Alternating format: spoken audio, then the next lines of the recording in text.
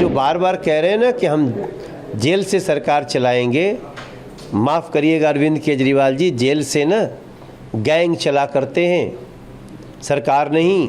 इसके बाद भी अगर उनको लगता है कि वो विचार हैं तो वो भ्रष्टाचार के विचार हो सकते हैं, वो कैसे लोगों को भ्रमित करना इसके विचार हो सकते हैं। दिल्ली को लूटा है अरविंद केजरीवाल जी ने और दिल्ली की हाय लगी है, आज उनको ये हस्र को आना पड़ रहा है।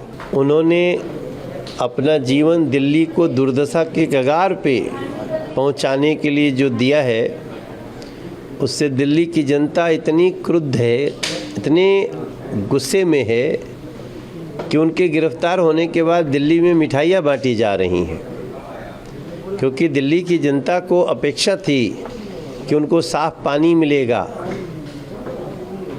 उनको उनके कहे अनुसार सबको फ्री पानी मिलेगा, उनको जल जमाव से मुक्ति मिलेगी।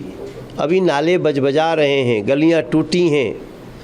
आप दिल्ली के ये लुटियन जोन को छोड़ करके अंदर चलिए तो ऐसा लगता ही नहीं है कि इंसान जीते हैं, और सिर्फ लूट करके अपने खजाने भरे हैं, अपने लिए राजमहल बनाए हैं।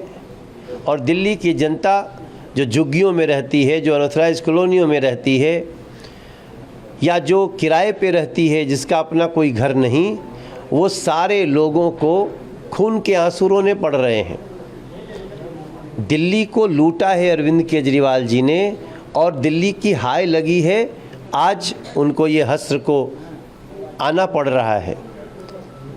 इसके बाद भी अगर उनको लगता है कि वो विचार हैं तो वो भ्रष्टाचार के विचार हो सकते हैं, वो कैसे लोगों को भ्रमित करना इसके विचार हो सकते हैं, वो कैसे खजाने को लूटा जाता है इसके विचार तो हो सकते हैं वो।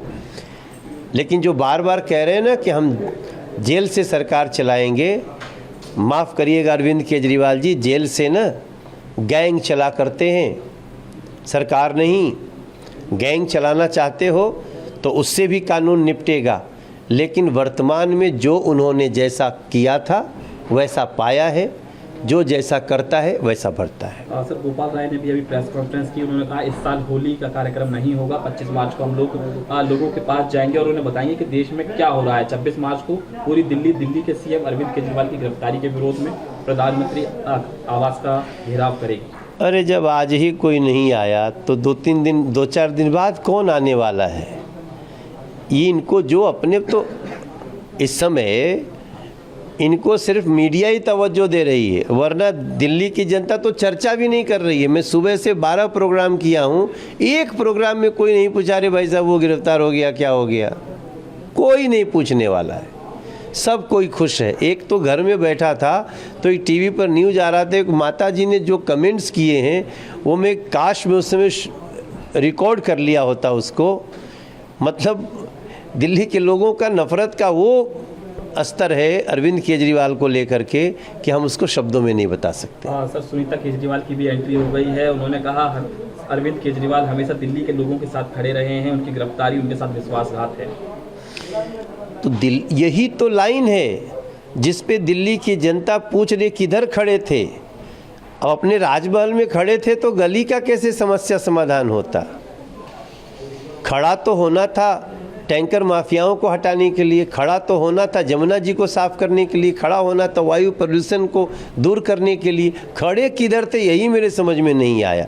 अब सुनीता जी कह रही हैं वो उनकी ये धर्मपत्नी की बात कर रहे हैं ना, हाँ ठीक है, तो घर में वो खड़े रहते होंगे थोड़ा देर योगा वोगा करने के लिए, तो उसके लिए हम क्या कर रहे हैं। सर, पंजाब के सीएम भगवंत मान का भी बयान आया, उन्होंने कहा पीएम मोदी पुतिन के नक्शे कदम पर चल रहे हैं।